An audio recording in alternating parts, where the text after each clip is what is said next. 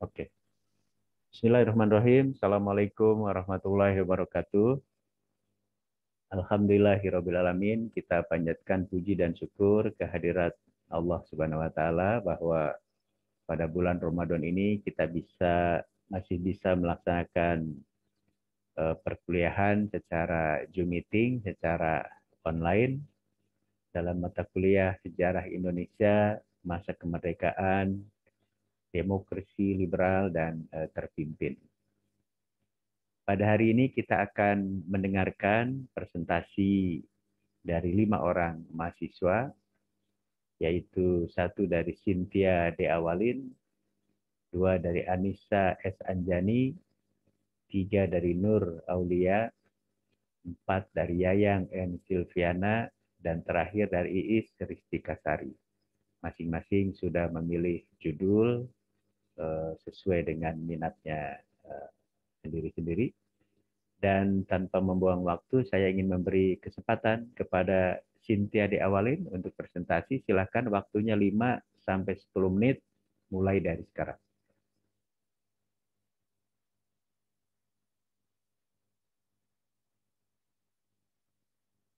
Kemana Cynthia D. Awalin?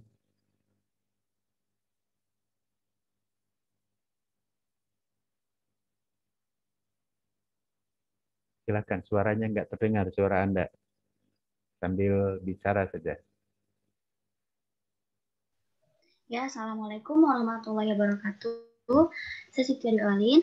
Pada kesempatan kali ini saya akan menjelaskan mengenai Dewan Konstituante 1999 sampai 1995 sampai 1999. Nah, sebelumnya saya akan membicarakan latar belakangnya terlebih dahulu. Indonesia merupakan negara subur dan dengan terletak yang strategis yang menarik minat bangsa luar untuk datang ke Indonesia. Dan juga Indonesia itu memiliki rempah yang kaya dan juga pada saat itu sangat dibutuhkan dan memiliki harga jual yang tinggi. Nah, karakter bangsa Indonesia yang ramah dan lugu mendorong bangsa Barat untuk datang hingga melakukan kolonialisme di Indonesia. Bangsa Barat yang menjajah Indonesia salah satunya adalah Belanda yang menjajah Indonesia kurang lebih sekitar 350 tahun. Pada masa penjajahan Belanda, Indonesia dikomandoi oleh Gubernur Jenderal di bawah Kerajaan Belanda. Peraturan yang diterapkan merupakan kebijakan yang dikeluarkan atas persetujuan Kerajaan Belanda. Nah, sistem pemerintahan yang diterapkan pada kala penjajahan Belanda adalah sistem kolonial di mana Belanda berpenguasa dan pribumi harus tunduk pada Belanda. Selama bertahun-tahun berada dalam kekuasaan Belanda, Indonesia memasuki babak baru yakni penjajahan Jepang. Setelah Belanda kalah tanpa syarat pada Jepang. Berbeda dengan Belanda yang bersikap agresif dengan memerangi orang-orang yang tidak sependapat dengannya, Jepang melakukan cara yang lebih halus, yakni dengan membuat rakyat Indonesia percaya kepada Jepang. Namun setelah sekian lama, rupanya Jepang pun memiliki niatan untuk menguasai Indonesia. Nah, ini tuh akhirnya Jepang menguasai Indonesia setelah Belanda menyatakan kalah tanpa syarat kepada Jepang. Nah, sistem pemerintahan yang diterapkan pada saat pemerintahan Jepang adalah pemerintahan militer. Nah, selain itu, Jepang untuk membuat Indonesia tersimpati kepada Jepang menjadikan kemerdekaan pada Indonesia saat Jepang melihat bahwa ia akan mengalami kekalahan yang besar pada peperangan yang tengah dijalani. Nah, kemerdekaan yang akan didapat tersebut mendorong bangsa Indonesia untuk berpikir mengenai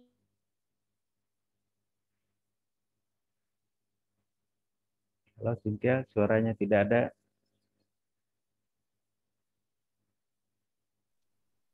Sepertinya ini kendala jaringan, Pak. Iya, saya beri waktu 1-2 menit. Ya, berkenaan dengan informasi yang dibutuhkan banyak terdapat pada teks atau nas karena peristiwa yang diangkat terjadi di masa lalu. Nah, kemudian masuki pembahasan yaitu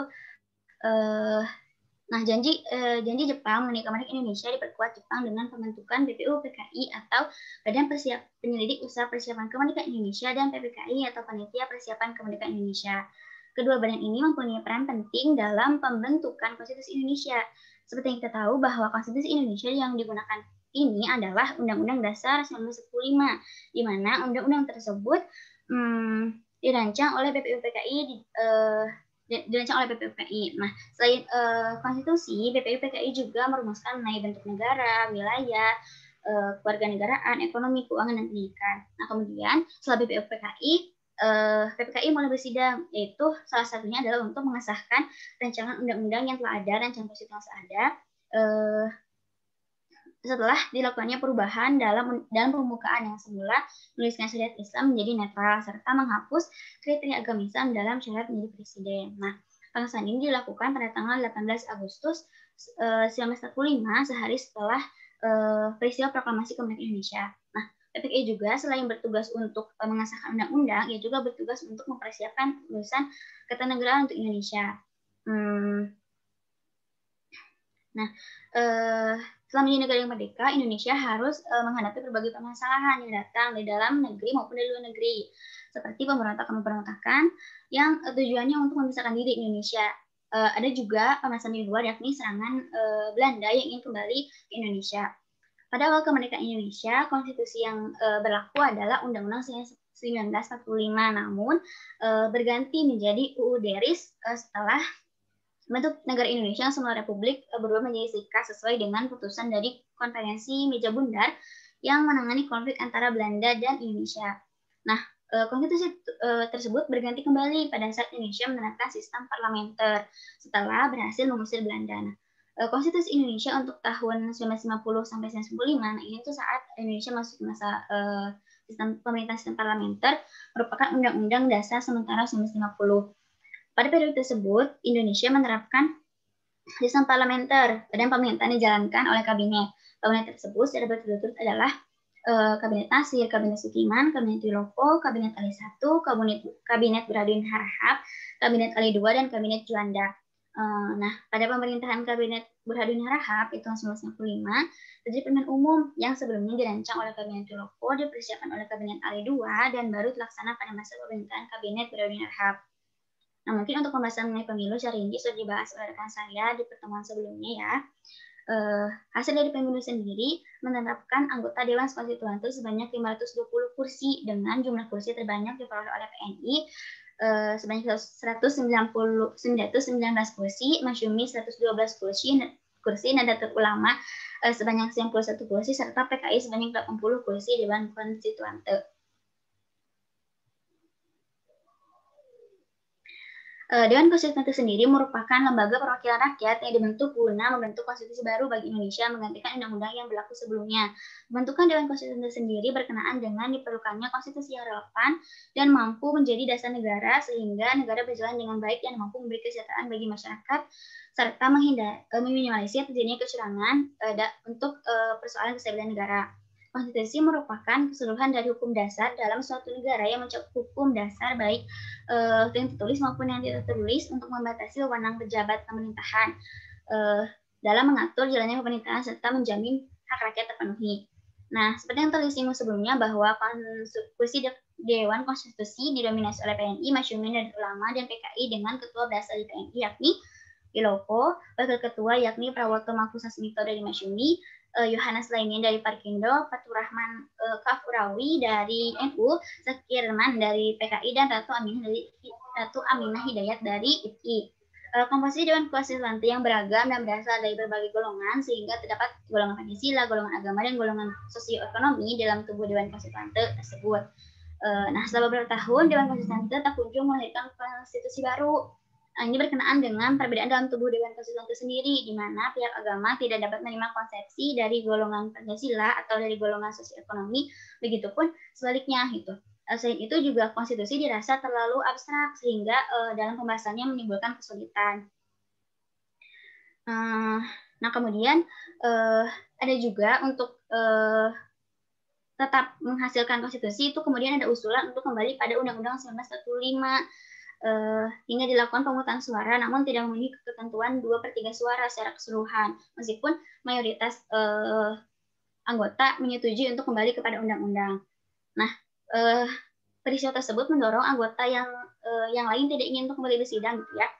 Kemudian, di lain pihak, Presiden Soekarno memiliki gagasan mengenai demokrasi terpimpin, di mana demokrasi terpimpin tersebut adalah pemerintahan yang seluruh keputusan ada pada tangan presiden. Oleh karena itu, lewat Dekret Presiden 5 Juli 1995, Presiden membubarkan Dewan Konstituante. Nah, sebenarnya di balik kegagalan Dewan Konstituante dalam membentuk konstitusi baru, Dewan Konstituante berhasil membahas mengenai hak asasi manusia. Nah, dalam pembahasan hak asasi manusia ini tuh lebih berjalan dengan baik gitu dibanding dengan saat pembahasan mengenai konstitusi negara. Nah, meskipun tidak terlepas dari beberapa perdebatan di antara setiap anggotanya ya. Nah, kemudian di dalam pembahasan mengenai hak asasi manusia tersebut memutuskan bahwa HAM akan masuk ke dalam Undang-Undang Dasar. Dibentuk pula subkomisi untuk mengumpulkan materi pokok tentang HAM yang akan dimasukkan hingga akhirnya ditetapkan bahwa HAM akan menjadi materi dalam Undang-Undang Dasar 1945. Oke, Cynthia, waktu pembentangannya, waktu presentasinya sudah habis. Saya sudah membaca PPT Anda. Silakan di-close.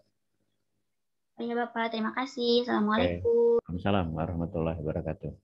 Kita akan mendengarkan presentasi yang kedua dari Anissa S. Anjani. Anissa, sama waktunya 5-10 menit.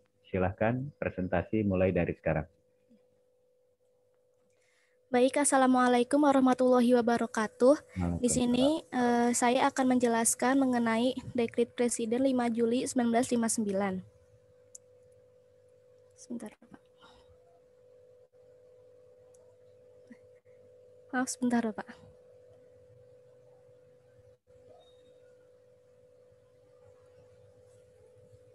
Silakan Anda sambil bicara terus supaya waktunya efektif. Ya, sebentar, Bapak. Maaf.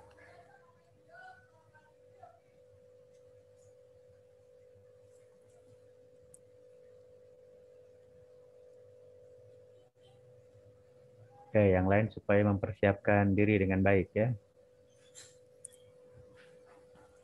Nah, jadi untuk rumusan masalah, saya di sini mengambil pertama bagaimana latar belakang Dekret Presiden 5 Juli 1959. Kemudian yang kedua, bagaimana kronologi peristiwa Dekret Presiden 5 Juli 1959.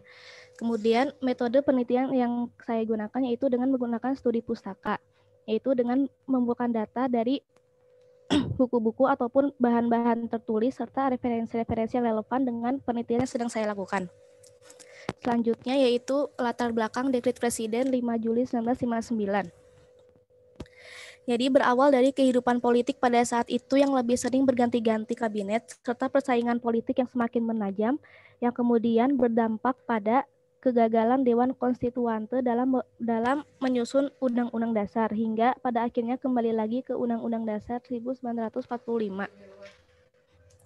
Kemudian selanjutnya yaitu kronologis Dekret Presiden 5 Juli 1959. Jadi pada 21 Februari 1957, Presiden Soekarno mengajukan konsepsi presiden. Jadi isi konsepsi presiden ini yaitu yang pertama bahwa demokrasi liberal tidak sesuai dengan kepribadian bangsa Indonesia.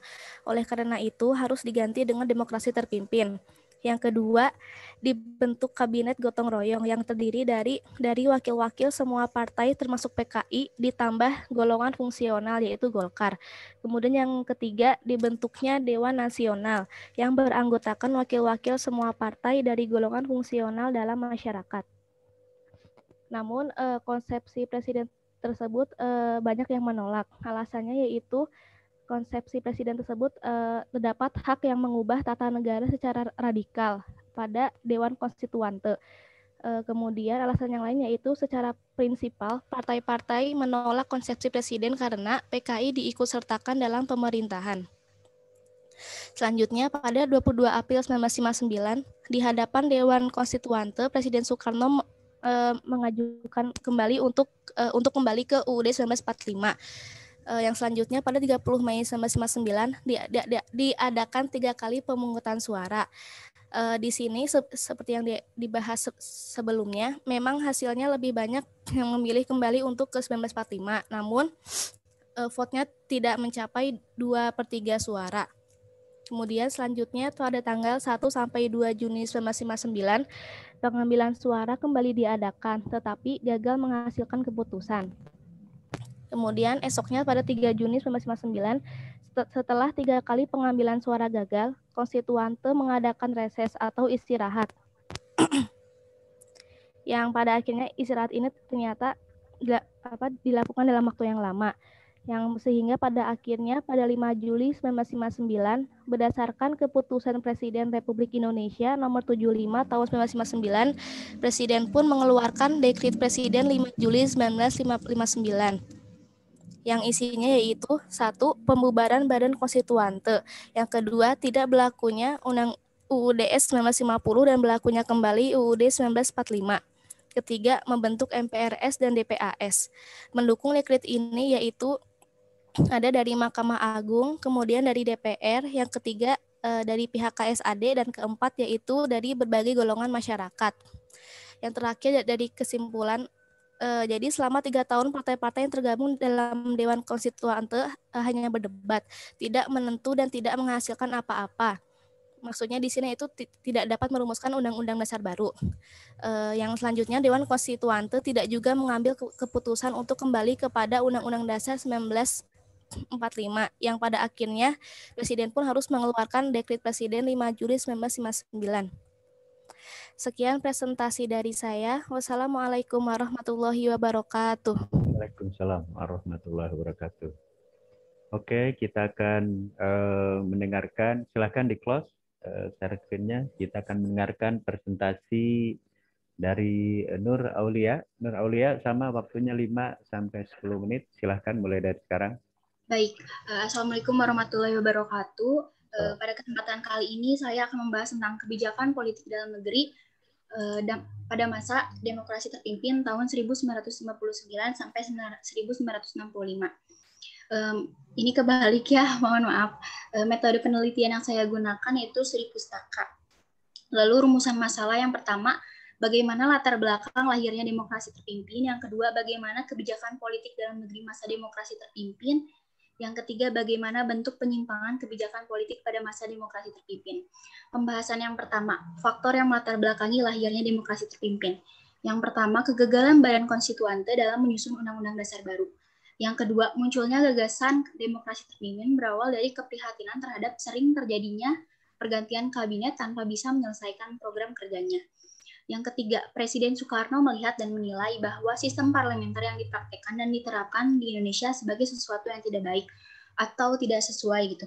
Yang keempat, munculnya persaingan dari masing-masing partai politik sehingga menyebabkan ketidakstabilan politik dan perpecahan bangsa. Maka Dekret Presiden 5 Juli dapat dipandang sebagai suatu usaha untuk mencari jalan keluar dari kemacetan politik melalui pembentukan kepemimpinan yang kuat. Pembahasan selanjutnya, kebijakan politik yang pertama, pembentukan Kabinet Kerja.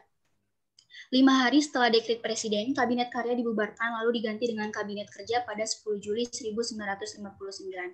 Dalam kabinet ini dipimpin langsung oleh Insinyur Soekarno, tetapi Insinyur Haji Juanda masih memegang peranan dalam kedudukannya sebagai Menteri Pertama. Tidak seorang pun ketua partai besar diangkat menjadi menteri sehingga kabinet dapat dianggap sebagai kabinet non-partai. Program kabinet kerja bernama Triprogram, yaitu melengkapi sandang pangan rakyat, penyelenggaraan keamanan dalam negeri, dan pengambilan Irian Barat ke wilayah Republik Indonesia. Yang kedua, penetapan pidato Presiden tentang Manipol Usdek sebagai GBHN dan penetapan Presiden seumur hidup. Pada hari kemerdekaan Republik Indonesia 17 Agustus 1959, Soekarno berpidato dengan judul Penemuan Kembali Revolusi Kita. Lalu, Dewan Pertimbangan Agung Sementara dalam sidangnya pada tanggal 23 sampai 25 September 1959 mengusulkan agar Manipol dijadikan sebagai GBHN. Usul DPAS ini disambut baik oleh pemerintah dan MPRS melalui Perpres nomor 1 tahun 1960. Manipol Usdek dijadikan GBHN. Sedangkan pada sidang umum MPRS tahun 1963 mengambil ketetapan mengangkat Insinyur Soekarno sebagai Presiden seumur hidup. Pada masa demokrasi terpimpin, Presiden berfungsi sebagai kepala negara dan kepala pemerintahan. Selanjutnya, pembentukan DPAS. Untuk melaksanakan Dekret Presiden 5 Juli 1959, Presiden juga membentuk Dewan Pertimbangan Agung Sementara. Struktur kepemimpinan DPAS terdiri dari Soekarno sebagai ketua dan Ruslan Abdul Ghani sebagai wakil ketua. Tugas utamanya yaitu memberikan pertimbangan terhadap Presiden dan mengajukan usul kepada pemerintah. Berdasarkan penetapan presiden, keanggotaan DPAS diangkat oleh presiden. Jumlah anggota DPAS 44 orang yang diangkat dari partai-partai politik, golongan-golongan karya, utusan-utusan daerah, dan tokoh-tokoh nasional. Selanjutnya, pembentukan MPRS. Majelis Pemusyawaratan Rakyat sementara dibentuk melalui penetapan Presiden nomor 2 tahun 1959. Tugas MPRS adalah menetapkan garis-garis besar haluan negara. Struktur pemimpinannya terdiri dari tokoh Partai Murba, yaitu Chairul Saleh sebagai ketua. Lalu wakil ketua yaitu Ali Sastro Amijojo, Idam Halid, Aidit, dan Biluyo. Keanggotaan MPRS menurut Pempres nomor 12 tahun 1959 terdiri atas 261 orang anggota DPR, 94 orang utusan daerah, dan wakil golongan karya sebanyak 200 orang. Pada tahun 1960 sampai 1965, MPRS telah melakukan 3 kali persidangan yang dilaksanakan di Gedung Merdeka. Yang pertama, sidang umum pertama 10 November sampai 7 Desember 1960. Yang menghasilkan menetapkan Manifesto Politik Republik Indonesia sebagai garis-garis besar haluan negara. Lalu yang kedua, ketetapan garis-garis pola pembangunan nasional semesta berencana tahapan pertama 1961 sampai 1969. Yang kedua, tentang pengangkatan Presiden Soekarno Mandataris MPRS menjadi presiden seumur hidup. Sidang umum ketiga menghasilkan tentang pidato Presiden Soekarno berjudul Berdikari di atas kaki sendiri sebagai pedoman revolusi dan politik luar negeri Indonesia. Selanjutnya, pembentukan Front Nasional. Dalam menegakkan demokrasi terpimpin, Presiden mendirikan lembaga-lembaga negara, yaitu Front Nasional yang dibentuk melalui penetapan Presiden nomor 13 tahun 1959. Dalam penetapan ini disebutkan Front Nasional adalah suatu organisasi massa yang memperjuangkan cita-cita proklamasi dan cita-cita yang terkandung dalam Undang-Undang Dasar 1945. Front Nasional ini diketuai oleh Soekarno. Tujuan didirikannya Front Nasional yaitu menyelesaikan revolusi nasional Indonesia, melaksanakan pembangunan semesta nasional, dan mengembalikan Irian Barat ke wilayah Republik Indonesia. Selanjutnya, pembentukan DPR-GR. Pada 23 Juli 1959, DPR hasil pemilu dilantik secara resmi oleh Presiden. Awalnya, anggota DPR lama akan mengikuti kebijakan Soekarno, tetapi ternyata kemudian mereka menolak rencana anggaran belanja negara tahun 1960 yang diajukan oleh pemerintah. Lalu pada 5 Maret 1960, Presiden membubarkan DPR hasil pemilu. Setelah DPR hasil pemilu dibubarkan pada tanggal 24 Juni 1960, Soekarno menyusun komposisi DPR baru yang diberi nama Dewan Perwakilan Rakyat Gotong Royong. Kemudian pada 25 Juni, DPR-GR ini dilantik. Pada pidato Presiden menyebutkan bahwa tugas DPR-GR adalah melaksanakan manifesto politik, merealisasikan amanat penderitaan rakyat, melaksanakan demokrasi terpimpin. Kedudukan DPR-GR yaitu membantu Presiden atau mandataris MPRS dan memberi sumbangan tenaga kepada Presiden untuk melaksanakan segala sesuatu yang ditetapkan MPRS. Selanjutnya, pembentukan MRRR.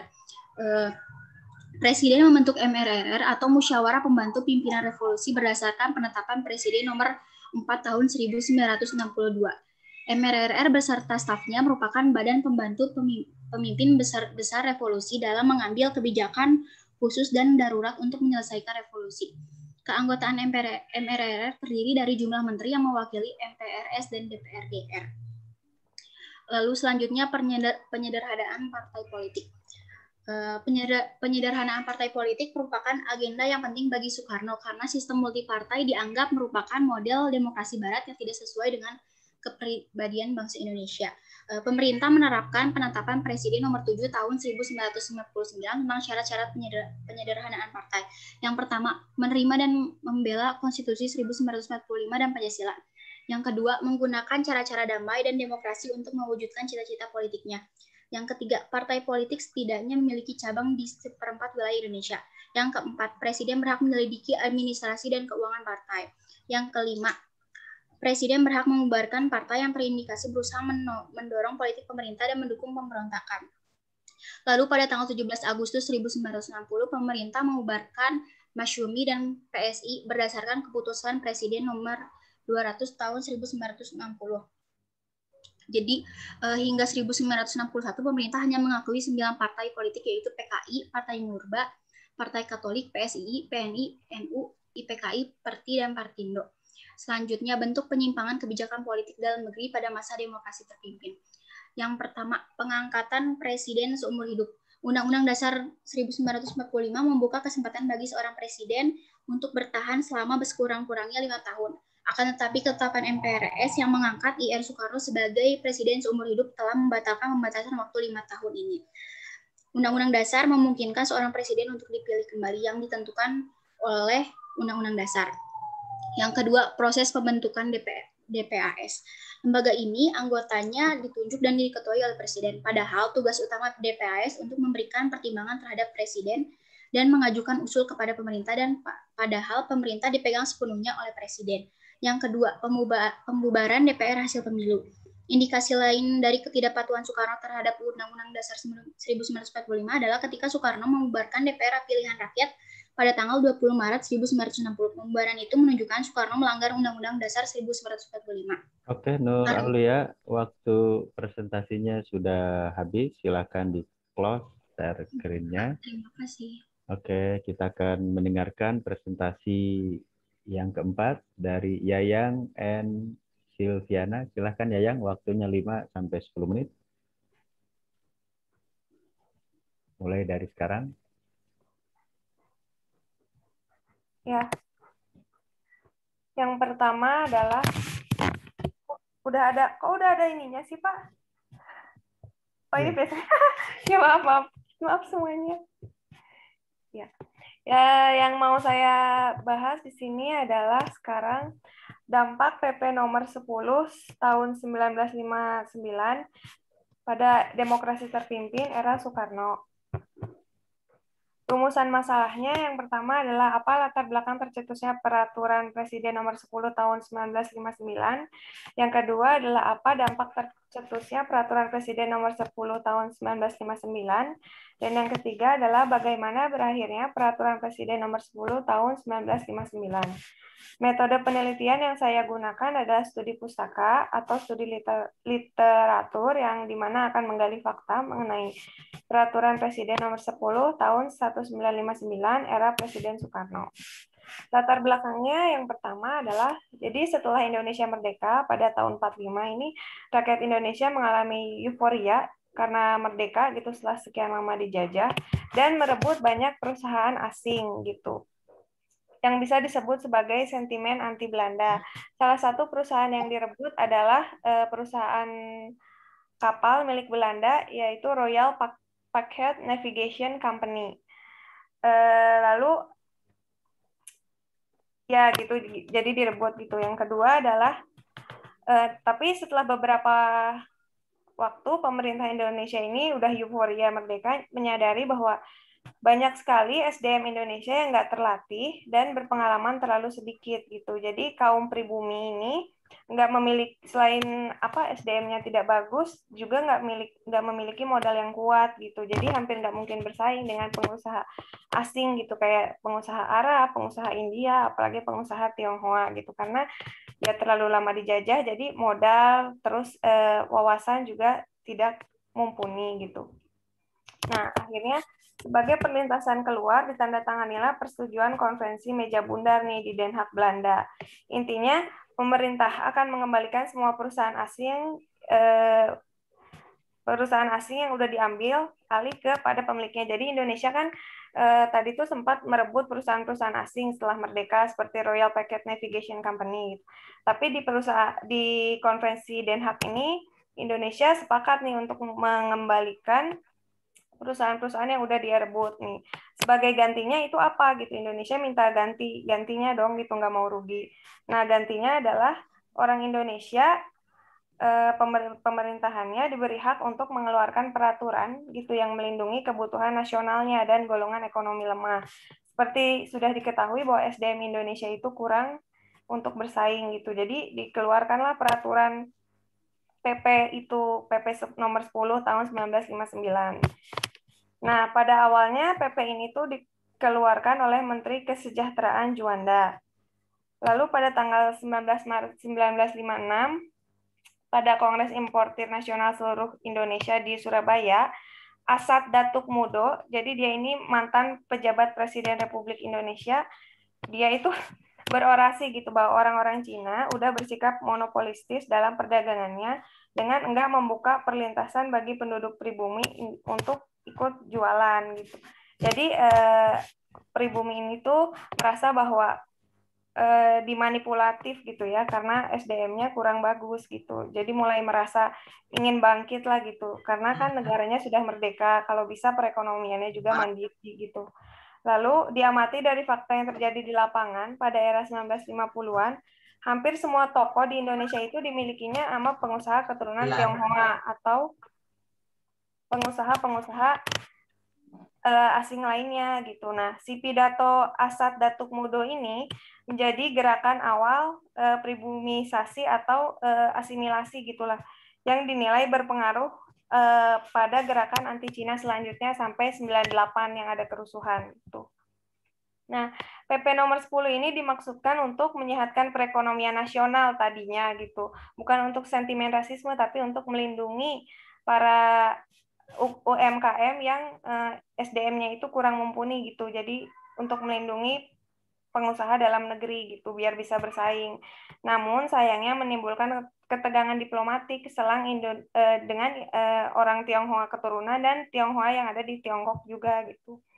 Nah, kalau berakhirnya dampak dari peraturan Presiden nomor 10 tahun 1959 ini adalah setelah Gus Dur menjabat gitu. Jadi masyarakat Tionghoa ini yang tadinya diperlakukan kurang baik nih karena PP ini gitu ya. Tadinya PP ini kan hanya untuk melindungi pedagang dalam negeri gitu kan. Termasuk ya Tionghoa yang keturunan, tapi ada miskonsepsi gitu jadinya ya begitu. Nah, hingga akhirnya Gus Dur mencabut peraturan pemerintahan nomor 10 tahun 59 ini yang melarang masyarakat Tionghoa melakukan perdagangan eceran di perdesaan. Karena menurut Gus Dur, kalau negara ingin maju ya harus terbuka gitu, harus mau belajar, harus mau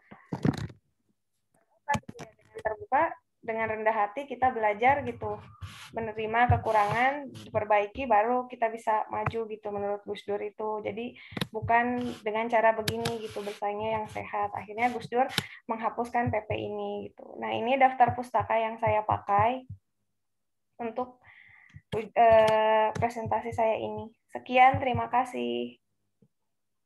Oke, selanjutnya kita akan terakhir mendengarkan presentasi dari Iis, Ristika Sari. Iis, sama waktunya 5-10 menit. Yang silakan di close share screen-nya untuk ya, memberi Bapak, kesempatan kepada yang lain. Udah ketutup belum? Oh iya, belum. Bentar. Udah, Baik, Pak. Bapak. Terima kasih. Sebelumnya, Assalamualaikum warahmatullahi wabarakatuh. Di sini saya akan memaparkan materi tentang pelaksanaan politik mercusuar di Indonesia pada masa demokrasi tertutup, yaitu dengan rumusan masalah. Nur Aulia, next. Rumusan masalah pertama yaitu apa yang dimaksud dengan politik mercusuar. 2. Bagaimana pelaksanaan politik mercusuar pada masa demokrasi terpimpin. 3. Apa dampak dari pelaksanaan politik mercusuar pada demokrasi terpimpin. Next. Dengan metode penelitian menggunakan studi pustaka, yaitu dengan melakukan kegiatan mencari data dan informasi untuk menemukan jawaban mengenai permasalahan yang diteliti. Next, politik mercusuar. Politik mercusuar ini dijalankan oleh Presiden Soekarno yang dilakukan dengan melakukan segala upaya dilakukan agar Indonesia dianggap sebagai mercusuar bagi negara-negara yang baru merdeka, belum merdeka, terutama pada negara-negara berkembang. Adanya ambisi Soekarno untuk Indonesia sebagai mercusuar yang dapat menerangi jalan bagi negara-negara tersebut. Nah, maka sering juga disebut sebagai politik mercusuar Bung Karno. Ada tujuan dari politik mercusuar yaitu inginnya Indonesia dikenal di percaturan politik global dan dapat diperhitungkan dalam ranah politik internasional. Selanjutnya, sebagai jembatan untuk mengemukakan gagasan bagi negara-negara NIVO. Nanti akan dijelaskan mengenai negara-negara NIVO. Selanjutnya, terdapat keinginan Soekarno untuk tercapai tujuannya, serta ada impian untuk membuat proyek-proyek spektakuler. Selanjutnya, dalam pelaksanaan politik mercusuar. Nur Aulia, next. Dalam pelaksanaan politik mercusuar, pertama terdapat pembentukan NEVO dan OLDEVO. Hal ini tuh konsep yang dibuat oleh Soekarno. NEVO itu yaitu negara-negara berkembang dan negara-negara sosialis yang dianggap progresif revolusioner, yaitu negara-negara yang anti imperialisme dan kolonialisme. Selanjutnya, sedangkan OLDEVO ini merupakan negara-negara penganut imperialisme dan kolonialisme. OLDEVO juga sering disebut juga sebagai kekuatan lama di dunia.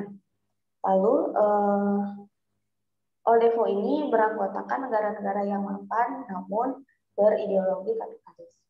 Selanjutnya disebutkan juga bahwa pembentukan NEVO dan OLDEVO ini sebagai langkah awal dari pelaksanaan GANEVO. Nanti GANEVO juga akan dijelaskan. Soekarno menginginkan hubungan yang semakin erat antar negara-negara NEVO karena Indonesia sendiri merupakan pencetus konsep NEVO ini kan. Lalu ada tujuan Soekarno yaitu untuk menunjukkan Indonesia bahwa Indonesia ini itu memiliki peran penting dalam ide dan pelaksanaan GANEVO ini. Selanjutnya next. Slide yang kedua, terdapat membentuk Conference of the New Emerging Forces atau disebut juga CONEVO. Nah, Indonesia CONEVO ini itu bermula pada Indonesia keluar dari PBB pada 20 Januari 1965. Nah, alasan yang paling dasar bagi Soekarno keluar dari PBB itu karena PBB mengakui kedaulatan Malaysia dan Malaysia dijadikan anggota tidak tetap Dewan Keamanan PBB. Seperti yang kita ketahui bahwa pada masa itu Indonesia dan Malaysia sedang bersitegang. Nah, ini tuh menunjukkan bahwa Indonesia itu kecewa kepada PBB. Selain itu juga Soekarno beranggapan bahwa PBB itu condong ke arah barat dan bersifat tidak netral. Selanjutnya, setelah itu Indonesia membentuk CONEVO yang berusaha untuk menyetarakan organisasi PBB ini. Nah, CONEVO ini beranggotakan negara-negara yang berpandangan komunis dan sosialisme seperti RRC, Korea Utara, dan Vietnam. Next. Selanjutnya membangun proyek-proyek besar. Nah, proyek ini seperti membangun monumen dan bangunan yang ikonik bagi Indonesia dan bangunan yang megah. Nah, ini tuh untuk menunjukkan bahwa Indonesia mampu dan bisa melakukan kegiatan negara secara mandiri. Seperti contohnya pembangunan monumen nasional, Stadion Gelora Bung Karno, dan Masjid Istiqlal. Namun masih banyak lagi ya proyek-proyeknya. Next, mari kita bahas beberapa. Pertama ada Monumen Nasional. Nah, Monumen Nasional ini tuh Soekarno berpendapat bahwa ingin adanya bangunan yang ikonik di Indonesia seperti Menara Eiffel yang ada di Paris. Sehingga dibangunlah Monumen Nasional pada 1961. Nah, pembangunan ini tuh dibagi menjadi 3 tahap, yaitu pada tahap pertama 1961 sampai 1964, yaitu dengan adanya seremonial dari Soekarno menancapkan pasak beton. Lalu tahap kedua 1966 sampai 1968. Tahap kedua ini sebenarnya terhambat pembangunannya karena terdapat gerakan 30S 1965. Selanjutnya pada tahap ketiga 1969 sampai 1976 menambahkan diorama pada Museum Sejarah. Selanjutnya yang kedua Gelora Bung Karno. Nah, hal ini bermula pada saat Indonesia ditunjuk menjadi penyelenggara Asian Games keempat, yaitu pada tahun 1962. Nah, ini ditunjuknya itu pada saat Asian Games ketiga 1958 di Tokyo oleh Asian Games Federation. Nah, dimulai pembangunan Gelora Bung Karno ini dimulai pada 8 Februari 1960 sampai 21 Juli 1962. Nah, Gelora Bung Karno ini juga terdapat keunikannya yaitu dengan menggunakan atap temugelang. Selanjutnya Masjid Istiqlal, yaitu bermula pada ide Kiai Haji Wahid Hasyim yaitu sebagai Menteri Agama, lalu bergabung dengan Anwar Cokroaminoto IR Sofyan, dan perwakilan tokoh-tokoh Islam seperti Kiai Haji Taufik Kurohman. Nah, mulai pembangunan ini tuh pada 24 Agustus 1961. Nah, lokasi pembangunan ini juga dipilih di Taman Wilhelmina. Nah, Soekarno ini berpendapat bahwa Taman Wilhelmina ini sebagai bentuk representasi penjajahan di Indonesia. Jadi harus dimusnahkan dan dihancurkan, lalu diganti dengan Istiqlal. Nah, Istiqlal sendiri ini memiliki arti kebebasan. Next. Selanjutnya, menyelenggarakan Games of the New Emerging Force atau GANEVO pada tahun 1963. Tentunya pelaksanaan GANEVO ini dilatar belakangi pertama oleh situasi politik internasional, yaitu semakin nampak dominasi negara-negara maju kepada negara-negara berkembang untuk menanamkan imperialisme dan condong ke arah barat. Nah, seperti contohnya itu dunia barat menggunakan IOC sebagai alat imperialisme. Seperti meskipun IOC ini sebagai kegiatan olahraga, tapi terdapat contoh bahwa nih, RRT dilarang untuk mengikuti Asian Games. RRT hal ini dikarenakan RRT ini suatu negara komunis yang hal ini tuh berlainan gitu dengan dunia barat. Lalu ada RDD atau Republik Demokrasi Jerman. Dulunya ini tuh Jerman Timur ya, saat Olimpiade musim dingin pada Februari 1960, Amerika Serikat tidak memberikan visa kepada atlet-atlet mereka. Lalu kedua ada skorsing IOC kepada Indonesia. Nah, ini tuh karena Indonesia melarang gitu partisipasi Taiwan dan Israel mengikuti IOC. Hal ini tuh dilakukan agar hubungan Indonesia dengan negara-negara Arab dan RRT tidak terganggu. Justru hal ini tuh malah menjadi skorsing bagi Indonesia. Nah, skorsing ini tuh menyebabkan Indonesia tidak dapat berpartisipasi, sehingga Indonesia mencari cara lain sehingga terbentuklah penyelenggaraan GANEVO. Ketiga, situasi politik dalam negeri. Skorsing dari IOC ini dimanfaatkan oleh Soekarno untuk membangkitkan nasionalisme rakyat Indonesia. Selanjutnya, keempat, konsepsi politik luar negeri menurut Soekarno. Nah, Soekarno ini berpendapat bahwa dunia itu tidak dibagi menjadi dua, yaitu blok barat dan timur, melainkan dibagi menjadi dua, yaitu NEVO dan ODEVO. Nah, dari NEVO dan ODEVO ini akan membuat kedudukan Indonesia meningkat dalam dunia internasional, karena Indonesia ini kan sebagai pencetus ataupun pencetus ide maupun pemimpin NEVO, negara-negara NEVO. Nah, lalu dalam pelaksanaannya dilakukan pada 10 November 1963 sampai 22 November 1963 di Jakarta. Nah, dalam pelaksanaannya ini tuh kurang keterbukaan, seperti biaya pelaksanaan GANEVO menghabiskan berapa, dan pengeluarannya untuk apa saja itu kurang terbuka. Selanjutnya, panitia dalam Komite Nasional GANEVO menetapkan 20 cabang yang dilombakan. Bisa dilihat dalam di PPT ya. Terdapat panahan, atletik, bulu tangkis, bola basket, tinju, balap sepeda, anggar, dan masih banyak lagi. Oke, Iis, Tristika Sari, waktu presentasi Anda sudah habis. Silahkan di close share screen-nya. Oke, para mahasiswa, saudara-saudara sekalian, kita telah mendengarkan presentasi dari 5 mahasiswa sesuai dengan judul masing-masing. Secara umum, saya pikir ya presentasinya belum mengalami peningkatan ya, masih. Saya tidak tahu Anda memilih topik ini menguasai tidak judulnya, masalahnya, topiknya. Ya. Jadi seperti tidak ada perspektif baru, tidak ada data baru, masih menggunakan pengadilan sejarah, ya, memaki-maki pemerintah. Jadi seperti saya katakan, sebagai calon sejarawan kita buat analisis sebab akibat yang netral saja. Ya.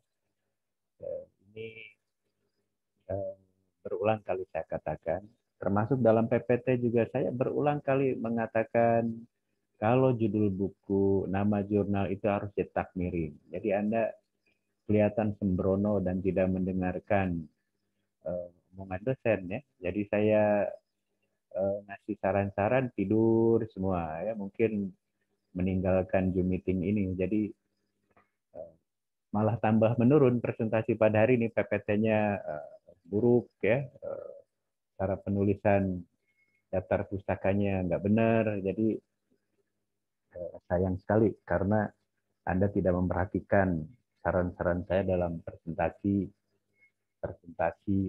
sebelumnya. Oke, saya mau komen seorang-seorang ya untuk menunjukkan bahwa Anda tidak memiliki wawasan sejarah yang baru ya, masih sama seperti anak-anak SMA, sama dengan buku teks di sekolah menengah. Pertama dari Cynthia D. Awalin ya, Dewan Konstituante 5559. Coba Cynthia, ngapain Anda ngomong Dewan Konstituante? Tapi latar belakang masalahnya kemana-mana. Indonesia letaknya strategis, Belanda menjajah Indonesia 350 tahun. Lupa dengan saya ngasih tugas, benar nggak kita dijajah oleh Belanda 350 tahun. Jadi masih kayak anak SMA, pemahaman sejarahnya. Jadi membahas konstituante, tapi rempah-rempah, zaman Belanda, zaman kolonial, terlalu jauh Anda ya. Latar belakangnya. Harusnya kalau konstituante, langsung saja ke pemilu 55. Seperti apa hasilnya, mengapa dalam pemilu itu selain memilih wakil-wakil DPR juga membentuk konstituante, itu yang harusnya Anda analisis ya. Jadi Anda belum paham tentang apa itu konstituante. Jangan-jangan dalam bayangan Anda konstituante itu rempah-rempah ya.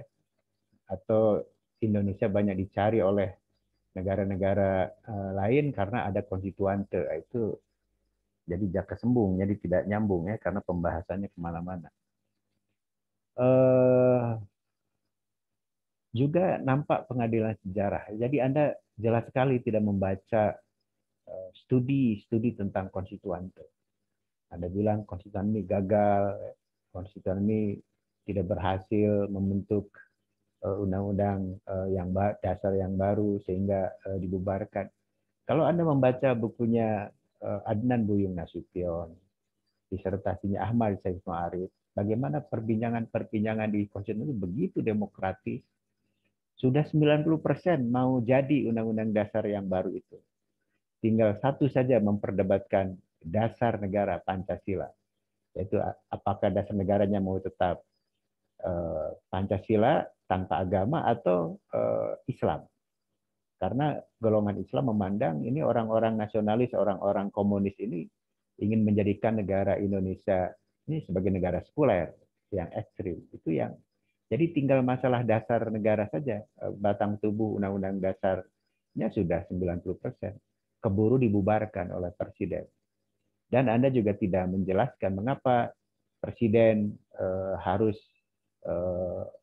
nanti menyatakan kembali ke Undang-Undang Dasar 45 itu sebab akibatnya harusnya dianalisis dan begitu banyak buku studi yang mengkaji tentang itu sehingga harusnya itu yang Anda kemukakan. Jadi ya karena sumber-sumber rujukan Anda belum membaca buku-buku standar.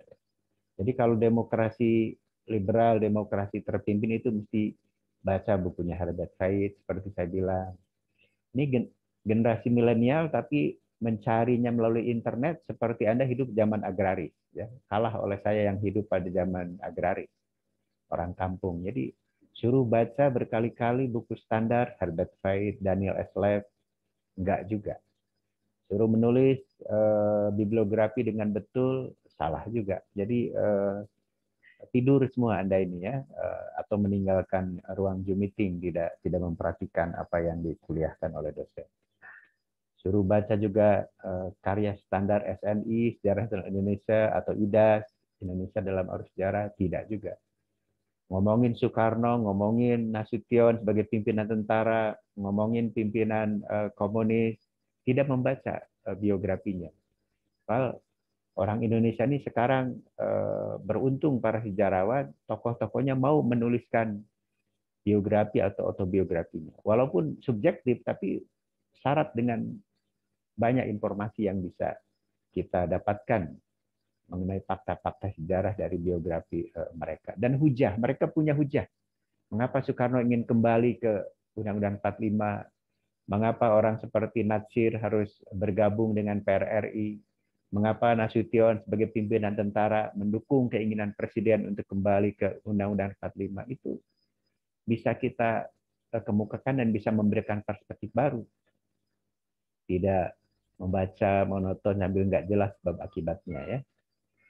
Oke, cari lagi coba artikel-artikel yang relevan. Ingat, mengapa relevan harus sesuai dengan judul, dan ketika Anda memetik dalam pembahasan, tulis dalam daftar pustaka. Saya rasanya bosan menyampaikan pada Anda ya. Menurut Andi Swirta 2016, kalau dicek di daftar pustakanya Swirta, Andi 2016 itu nggak ada, itu Anda telah melakukan penipuan akademik, kebohongan akademik. Dan kalau Anda nulis makalah masih tetap begitu, saya beri nilai rendah ya, karena Anda tidak hirau, tidak care dengan tata cara penulisan akademik yang benar. Oke, selanjutnya Anissa S. Anjani ya. Dekret Presiden 5 Juli 59. Ini juga sama ya. Belum memahami nampaknya tentang Dekret 5 Juli 59 ini, sehingga penjelasannya monoton, tidak menunjukkan satu sebab akibat yang jelas ya. Misalnya dalam presentasi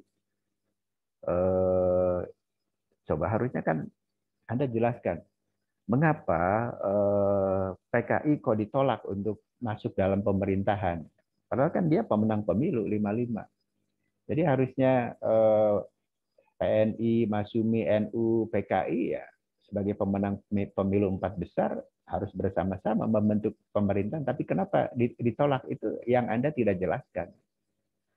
Padahal kalau Anda membaca tadi buku-buku standar, masing-masing punya hujah, masing-masing punya alasan.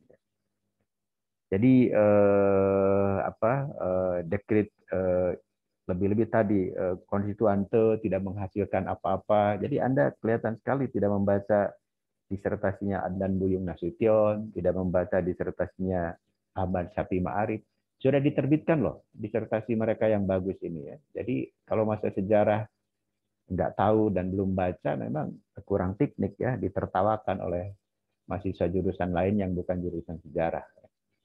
Memang Adnan Buyung Nasution orang hukum, fakultas hukum, tapi Ma'arif orang sejarah. Harusnya Anda tahu ya mana disertasi yang baik, mana disertasi yang bisa memperkaya wawasan sejarah.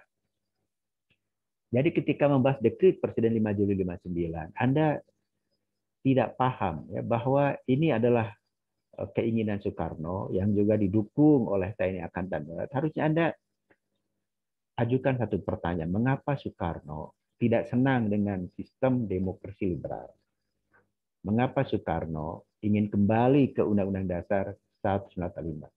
Pada awal kuliah saya kemukakan itu, Anda tidak memperhatikan. Jadi dalam Undang-Undang 45 itu kekuasaan presiden sangat besar. Dia tidak hanya kepala negara, dia juga kepala pemerintahan, dia juga panglima perang, dia bisa menyatakan gerasi amnesti kepada warga negaranya. Sementara Undang-Undang Dasar sementara 50 atau demokrasi liberal menempatkan presiden hanya kepala negara saja, tanpa kuasa. Soekarno mengeluh dia hanya jadi tukang stempel. Kalau ganti Perdana Menteri baru diserahkan kepada presiden. Mengapa juga tentara Angkatan Darat mendukung keinginan Soekarno kembali ke 45? Sebab demokrasi liberal itu meniru peran tentara di negara barat, hanya sebagai pemadam kebakaran. Ini Prof. Didin sudah menyampaikan, saya sudah sering menyampaikan. Sementara tentara kita pada masa revolusi tidak hanya memainkan peranan penting dalam bidang pertahanan, juga dalam bidang politik, sosial, ekonomi.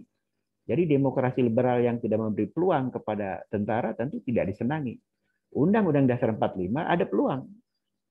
di mana di dalam MPR dinyatakan bahwa MPR terdiri dari DPR, utusan golongan, dan utusan daerah.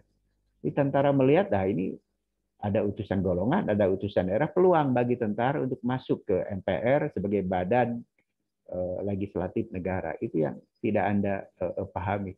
Seolah-olah dekret itu datang dari langit begitu saja tanpa melihat konteks sosialnya. Ya. Kemudian terjadilah pengadilan sejarah, ya, kembali ke 45 terjadi penyimpangan. Jadi Anda nih cucunya Soeharto juga bukan, ngapain memaki-maki pemerintahan Soekarno, ya? Jadi harusnya Anda analisis saja secara netral sebab akibatnya, ya. Mengapa setelah kembali ke Undang-Undang 45 kok agak aneh di Undang-Undang 45 itu nggak ada istilah Waperdam, yang adalah presiden dan wakil presiden.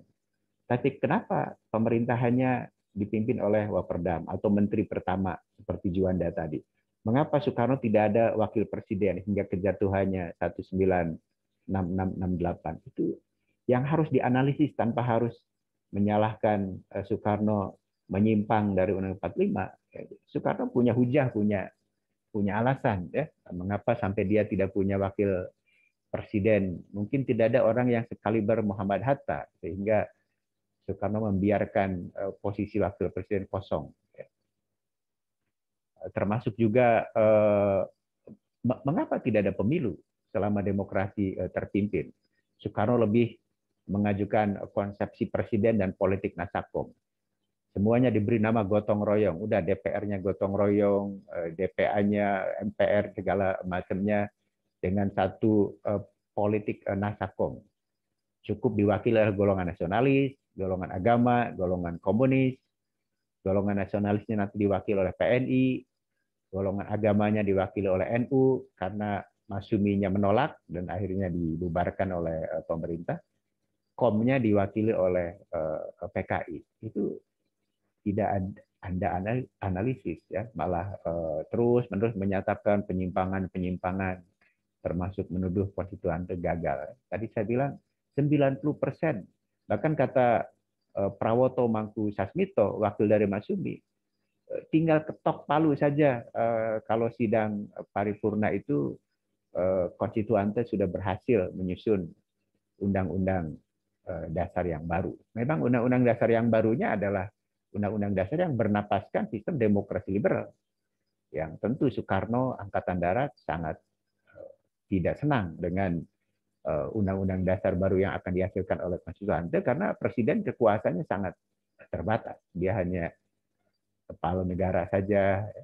Bahkan kalau Perdana Menterinya strike dan saklek macam Muhammad Nasir, presiden mau pidato saja dilarang. Ya. Kalau pidato politik itu bagian Perdana Menteri. Jadi presiden merasa tidak nyaman dengan undang-undang dasar pada masa demokrasi liberal, apakah undang-undang sementara ataupun undang-undang dasar yang mau dihasilkan oleh konstituante. Itu yang tidak Anda tafsir, tidak Anda analisis. Ya.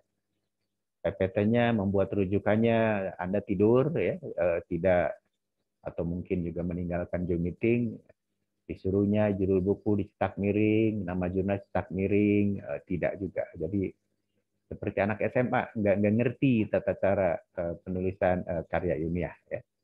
Suruh membaca buku-buku yang standar juga tidak. Kalau ini berkali-kali, ya. Saya lihat baru seorang saja, apakah di mata kuliah ini atau mata kuliah yang lain, ya, Risma. Dia baca Herbert Page itu, ya. Yang lainnya nggak kenal. Ya. Jadi mahasiswa sejarah nggak tahu bukunya Herbert Page, kebangetan gitu, ya. Termasuk juga suruh baca biografi atau biografi, tidak.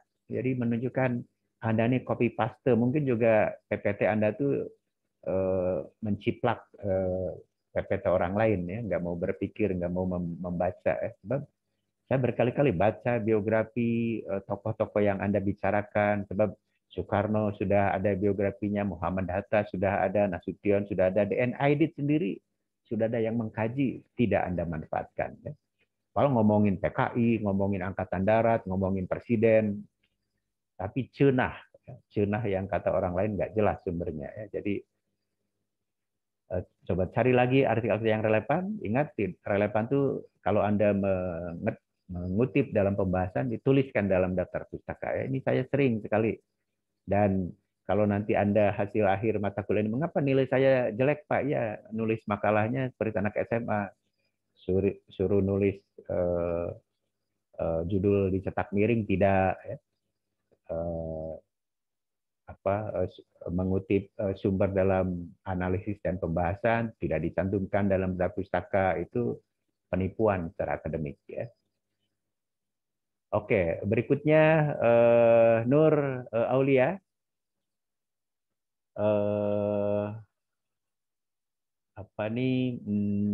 Kebijakan politik dalam negeri masa demokrasi terpimpin 5965, ya. Sama, ini juga belum ada tafsir baru, ya, tentang lahirnya demokrasi terpimpin.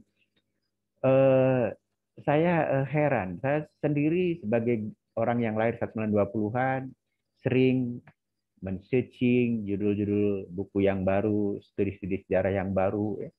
Terakhir ada buku yang ditulis oleh sejarawan Cina dari Singapura, ya. Jadi mengapa Soekarno ingin menerapkan sistem demokrasi terpimpin? Ternyata disertai menyatakan Soekarno sangat terinspirasi oleh sistem politik di RRC, di Cina.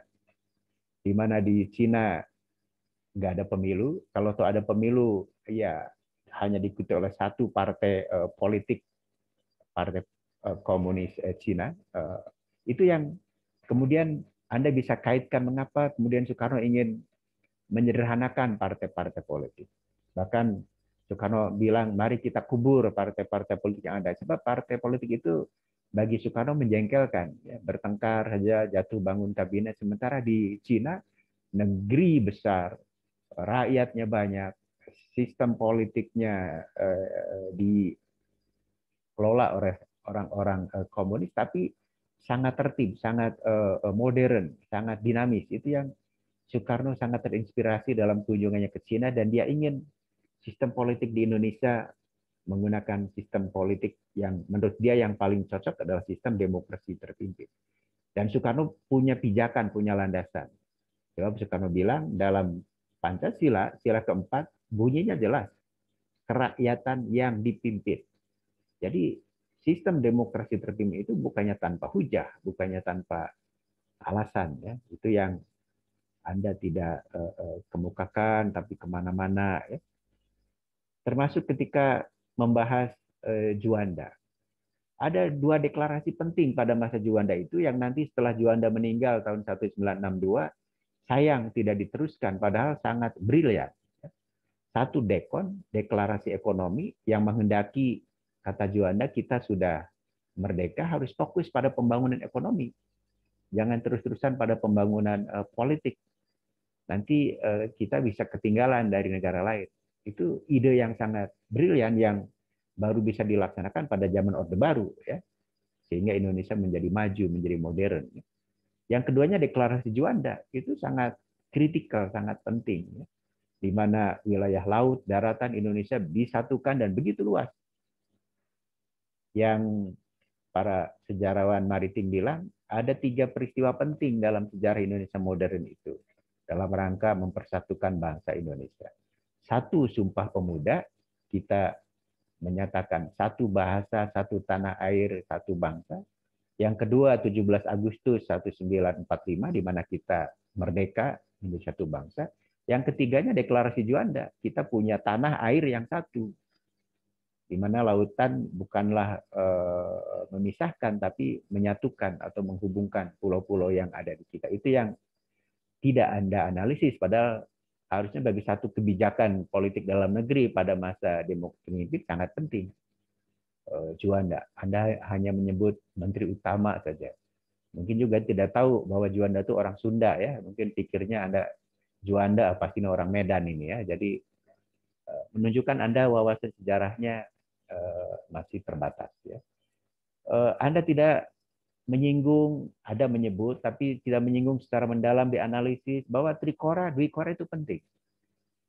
Pembebasan Irian Barat yang berhasil, kemudian dilanjutkan kesuksesan cara-cara keberhasilan Irian Barat itu dengan usaha Dwi Korah membantah atau tidak setuju dengan pembentukan negara federasi Malaysia itu sangat penting, sebab akan terjadi satu perdebatan terutama tentang Dwi Korah atau konfrontasi Malaysia ini. Tidak semua elemen masyarakat dan kekuatan-kekuatan politik yang ada di Indonesia setuju. Angkatan Darat misalnya tidak setuju sebenarnya dengan konfrontasi Malaysia, dan nanti akan terbukti begitu Soekarno jatuh akibat peristiwa G30S 65 dan kemudian ada Super Semar, Angkatan Darat segera menjalin kembali hubungan baik dengan Malaysia untuk mengakhiri konfrontasi 1966 ketika Soekarno belum benar-benar jatuh dari jabatannya sebagai presiden. Tidak ada singgung, padahal ini bagian dari politik dalam negeri juga, ya. Penjelasannya masih pengadilan sejarah, ya. Jadi memaki-maki Soekarno, demokrasi terpimpin itu zaman Orde Lama itu jelek, bla bla bla. Jadi nggak ada, kita ini musuh Soekarno juga bukan, ya. Pendukung Orde Baru juga bukan. Anda juga tidak mengalami, ya. Jadi sebagai calon sejarawan kita buat analisis sebab akibat yang netral saja. Jadi peristiwa sejarah itu ada sebab akibatnya, tanpa harus menyalah-nyalahkan pelaku sejarah atau satu sistem pemerintahan. Ya. Ini sering saya menyatakan seperti ini, ya, dan Anda tidur juga, ya, tidak mendengarkan. Atau seperti orang Sunda bilang, lebet dicepil kenca keluar langsung dicepil katuhu. Jadi akhirnya sama, membuat dalam sumber rujukannya judul buku tidak dicetak miring, ya.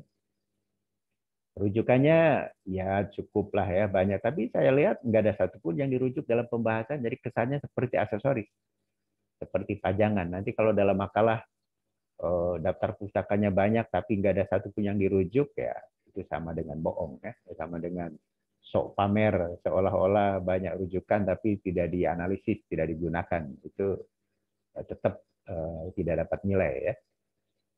Suruh baca biografi juga enggak, ya. Padahal Anda ngomongin Soekarno, ngomongin Nasution, ngomongin Juanda Kartawijaya yang sudah ada biografinya diterbitkan oleh Kompas juga tidak dibaca, tidak digunakan. Subandrio sebagai Menteri Luar Negeri kesayangan Presiden pada masa demokrasi terpimpin, dan dia membuat biografi atau autobiografi juga tidak Anda baca. Jadi menunjukkan mahasiswa sejarah kurang piknik, ya, kurang banyak membaca. Anda salah milih jurusan sebenarnya, ya. Cari lagi artikel-artikel yang relevan. Apa itu relevan? Ketika dipetik, dikutip dalam pembahasan, harus dituliskan dalam daftar pustaka. Jadi saya ingin bukti bahwa rujukan Anda yang kelihatannya banyak itu nanti dalam makalahnya sesungguhnya Anda manfaatkan dalam analisis dan pembahasannya. Kalau tidak, ya tetap itu hanya daftar pustaka pajangan atau rujukan saja. Yang keempat, membuat judul pun rancu, ya. Yayang, gimana Yayang ini, ya? Dampak PP nomor 1059 demokrasi terpimpin Soekarno. Gimana itu, ya?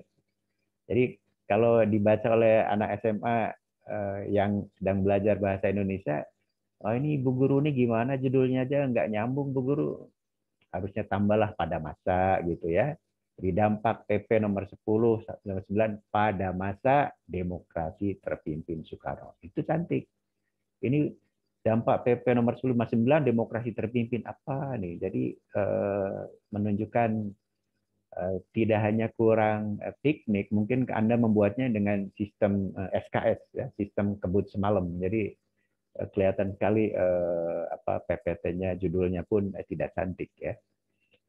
Latar belakang dan dampak PPP belum jelas, ya. Anda nih bicaranya ke mana-mana, nyerobot perusahaan asing sambil tidak membahas bahwa pada tahun 57, 58 memang ada usaha nasionalisasi perusahaan-perusahaan asing.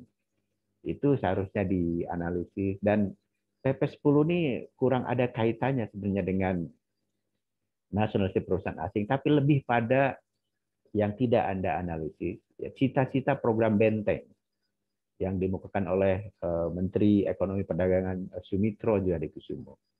Apa itu program benteng? Yaitu ingin mendorong pengusaha-pengusaha pribumi, melindungi pengusaha pribumi supaya bisa bersaing dengan pengusaha asing, khususnya Tionghoa, yang memang sudah menjadi economic animal, ya, binatang ekonomi, bisnisnya dari babaheula, dari dulu, ya, sehingga kuat. Sehingga kegagalan program benteng itu kemarin sudah dibahas, telah melahirkan satu fenomena ekonomi Alibaba, ya, satu bukti bahwa pengusaha pribumi tetap tidak berdaya menghadapi pengusaha Cina. Lebih-lebih pada tahun 50-an, 60-an, pengusaha-pengusaha Cina itu tidak hanya di kota-kota, sekarang sampai juga ke desa-desa. Pedagang eceran, pedagang keliling itu didominasi oleh para pedagang Cina. Itu yang menjadikan Presiden Soekarno merasa risau, ya, dan dia membuat satu PP nomor 1059 untuk melarang pengusaha-pengusaha Cina hingga berusaha sampai jauh-jauh ke pelosok pedalaman, karena akan mematikan peluang dan bisnis dari pengusaha pribumi. Itu yang tidak Anda analisis, ya, dan mengaitkannya dengan tadi program cita-cita program benteng. Kemudian membahas PP nomor 1059, pengadilan sejarah, ya, Soekarno diskriminatif pada Cina. Jadi kan aneh, di sisi lain Soekarno mengagumi sistem politik di Cina sehingga dia menerapkan satu sistem demokrasi terpimpin. Di sisi lain Anda menyatakan Soekarno telah melakukan diskriminasi kepada orang Cina dan meloncat dari demokrasi terpimpin ke zaman Gus Dur. Nampaknya Anda nih anggota Nahdien, ya, anggota NU mungkin yang memuji-muji Gus Dur. Out of context, Anda harusnya fokus saja pembahasan pada zaman demokrasi terpimpin. Gak usahlah nyebut-nyebut Gus Dur. Gus Dur masih mahasiswa pada tahun 50, mungkin tamat pesantren juga, ya. Dia mahasiswa di Mesir, di Baghdadnya tahun 60-an. Jadi nggak nyambung Anda nyebutin Gus Dur. Dan kalau tuh Anda menyatakan Gus Dur mencabut PP 10, apa benar? Apa dampaknya kalau PP itu dicabut?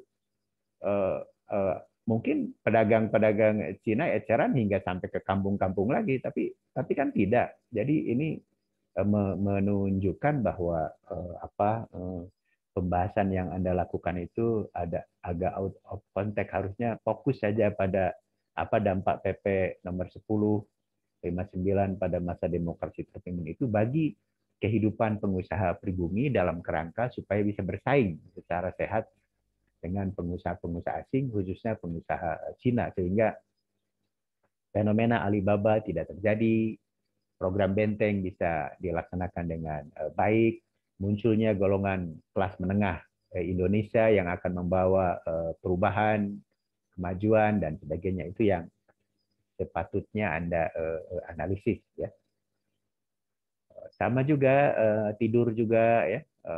Tidak memperhatikan penjelasan dosen bahwa judul buku itu harus tak miring, tidak membaca buku standar, buku Reclap aja tidak dibaca, ya, apalagi bukunya Herbert Said, Daniel Eslev tentang demokrasi terpimpin, buku SNI, buku IDAS tidak dirujuk, tidak juga membaca biografi, ngomong tentang Mr. Assad, ya, sebagai Perdana Menteri atau tokoh yang anti Cina, tapi juga tidak dibaca biografinya. Tentu Mr. Assad punya hujah, punya alasan, ya.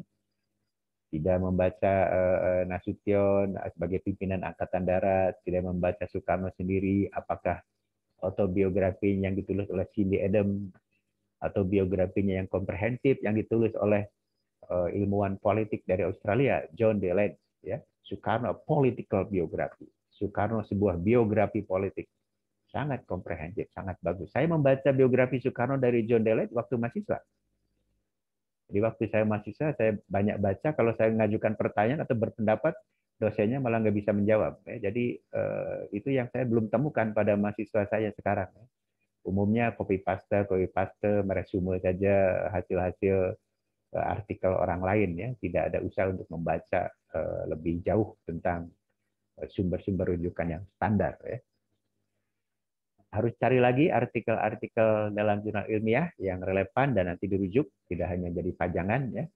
Ini sangat penting untuk menjadikan makalah Anda nanti makalah yang layak mungkin untuk diterbitkan dalam jurnal, ya, kalau bagus. Terakhir, Iis Ristika Sari apa nih? Ya, pelaksanaan politik mercusuar di Indonesia pada masa demokrasi terpimpin.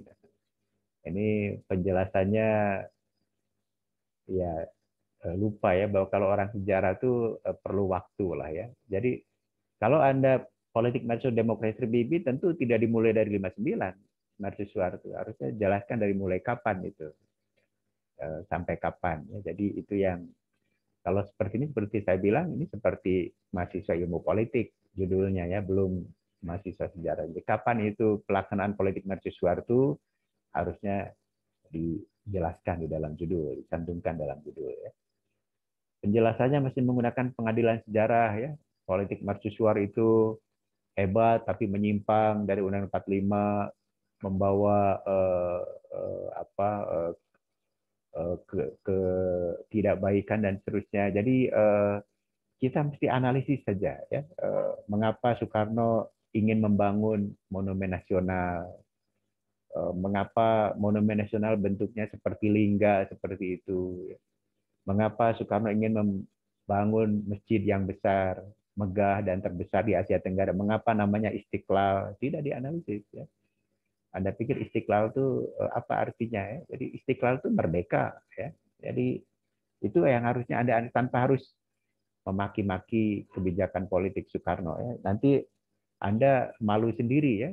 Soekarno membangun mercusuar segala macam, tapi legasi bangunannya masih diwarisi. Stadion Utama Senayan, Gelora Bung Karno masih tetap dipakai, megah juga.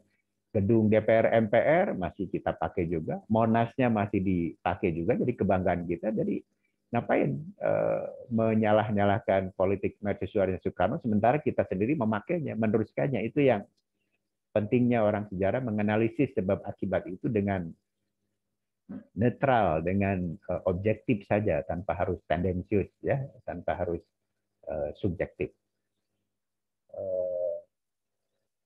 Satu hal yang juga tidak Anda analisis dan tidak singgung, walaupun disebut selintas, ya, konfrontasi dengan Malaysia itu sangat penting. Itu salah satu juga bagian dari politik mercusuar.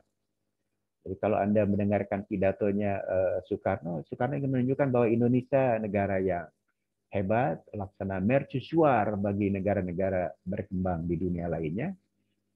Dan bagi dia pembentukan negara federal Malaysia itu adalah satu kolonialisme baru karena ingin menggabungkan Sabah, Sarawak, Brunei, Singapura hanya atas keinginan penjajah Inggris saja, tidak menanya dulu kepada penduduk di Sabah, Sarawak apakah benar-benar mau bergabung dengan Malaysia. Dan ketika terjadi pemberontakan di Brunei, revolusi rakyat Brunei 1962, Soekarno menunjukkan, kan itu menunjukkan Brunei tidak mau bergabung dengan Malaysia. Bahkan Singapura bergabung hanya 2 tahun.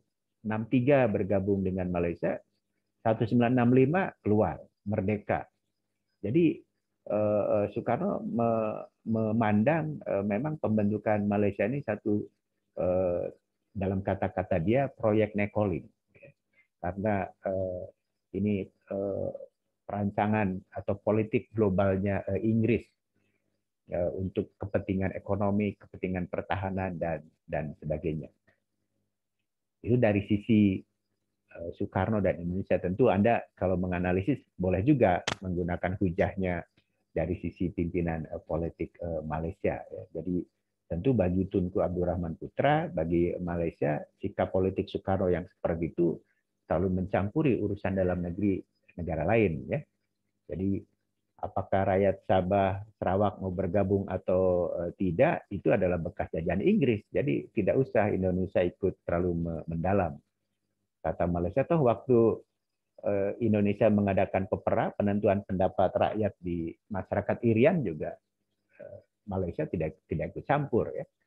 Dan penentuan pendapat rakyat itu juga sama, apakah itu jujur atau penuh dengan manipulasi. Sampai sekarang orang-orang OPM itu menyatakan PEPRA itu adalah satu manipulasi. Jadi jajak pendapatnya tidak jujur. Itu tentu pihak Malaysia pun ada hujah, ada pandangannya. Itu yang harus kita analisis tanpa harus menyalah-nyalahkan Malaysia atau menyalah-nyalahkan kebijakan politiknya Soekarno. Tapi penting konfrontasi ini sebab tadi saya katakan kebijakan ini akan menimbulkan banyak perdebatan.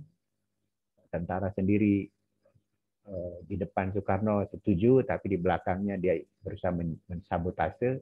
Bagi tentara Angkatan Darat lebih berbahaya komunis Cina daripada Inggris di Malaysia. Ya.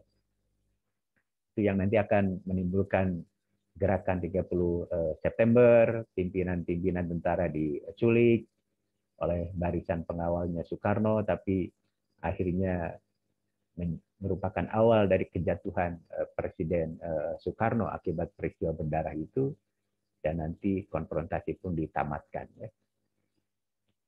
Oke, rujukannya memang boleh atau cukup, tapi tadi sama, kesannya masih pajangan, masih aksesoris, ya.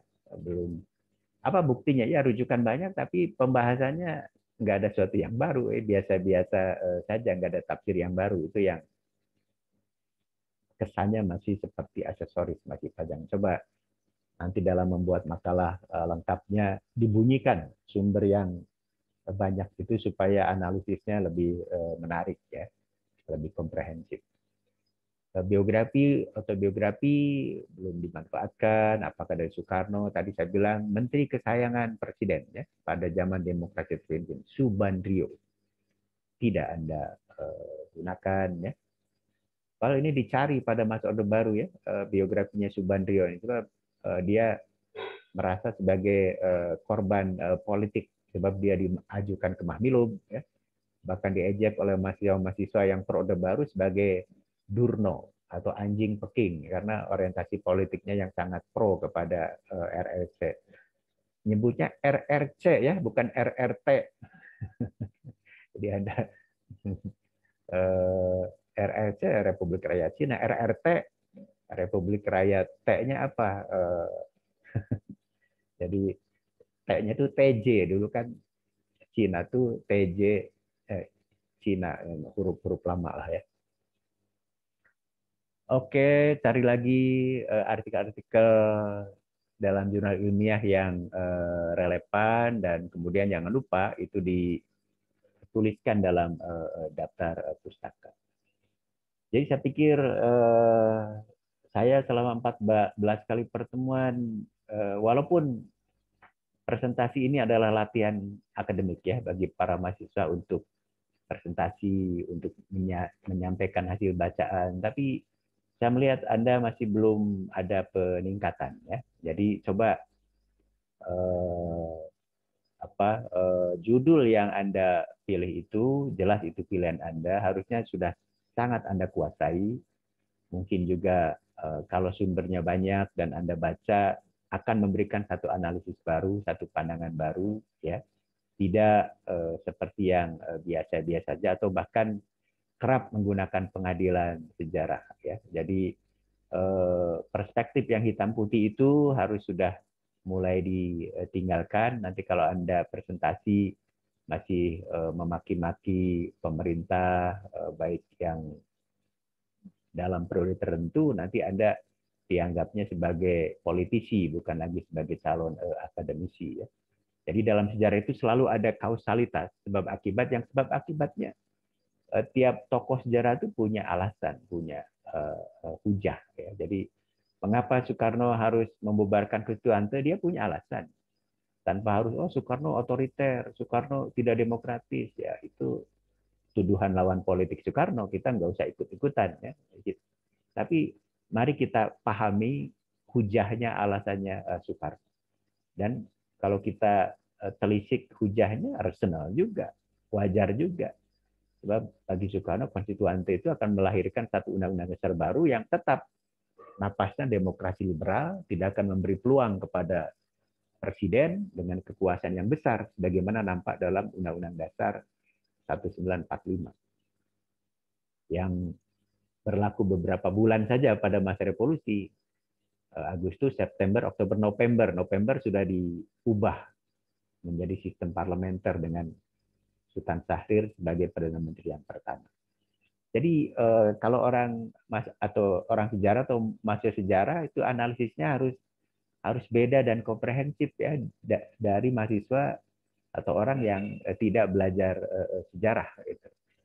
Kalau orang bukan sejarah kan bulan November kita meninggalkan Undang 45 menyatakan kita sudah menyeleweng dari Undang 45. Kita sudah menyimpang dari Undang 45. Gimana menyimpang?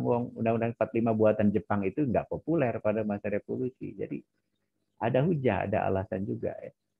Sama juga tadi Soekarno pada masa demokrasi terpimpin diangkat sebagai presiden seumur hidup, menyimpang dari Undang 45. Ya. Gimana disebut menyimpang? Memang nggak ada pemilu. Ya.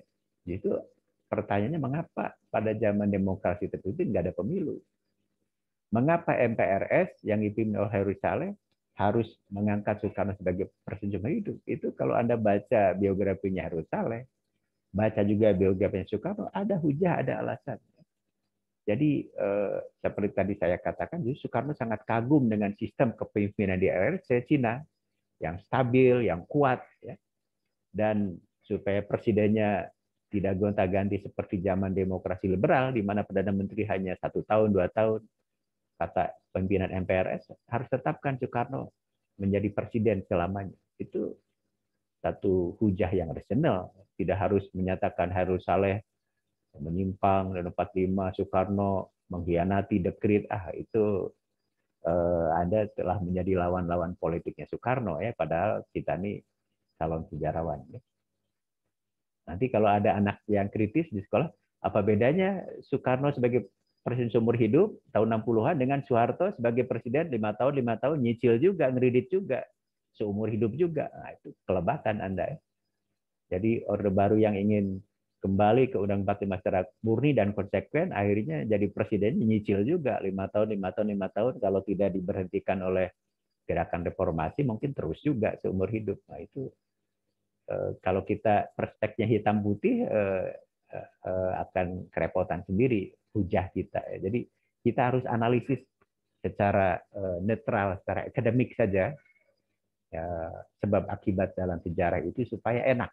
Jadi setiap tindakan tokoh itu ada reasoningnya, ada logikanya. Jadi sama seperti mengapa Anda kuliah ngambil mata kuliah ini sekarang itu Anda punya alasan. Dan nggak bisa alasan Anda itu nanti dimaki-maki oleh generasi setelah Anda. Enggak. Ngapain Anda nih kuliah dengan Pak Andi, atau oleh Pak Andi juga dikritik terus, Anda nih bodoh, bla bla. Kan nggak bisa.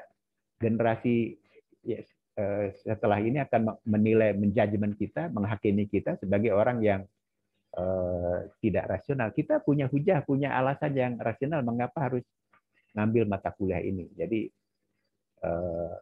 terlepas dari Anda tertarik atau tidak ya, tapi Anda jelas punya reasoning, punya alasan sebagai satu tindakan manusia. Itu yang harus kita pahami, bahwa tindakan manusia itu kata Max Weber, kata orang-orang sosiolog, sesungguhnya punya tujuan, bahkan punya makna yang bisa dipahami secara rasional. Saya pikir itu komentar saya tentang presentasi mahasiswa. Kita masih ada presentasi sekali lagi minggu depan. Setelah itu mungkin akan ada kuliah penutup pada pertemuan ke-16. Dan jangan lupa makalah-makalah lengkapnya dikumpulkan 2 minggu setelah ada presentasi. Mari kita akhiri perkuliahan kita pada hari ini dengan bersama-sama mengucapkan hamdalah. Alhamdulillahirrahmanirrahim. Terima kasih, dan kita akan kembali ke WhatsApp group untuk melihat juga komentar-komentar teman-teman Anda berkenaan dengan presentasi Anda pada hari ini. Terima kasih. Wassalamualaikum warahmatullahi wabarakatuh. Waalaikumsalam warahmatullahi wabarakatuh. Terima kasih Bapak. Oke, boleh live ya. Oke, boleh.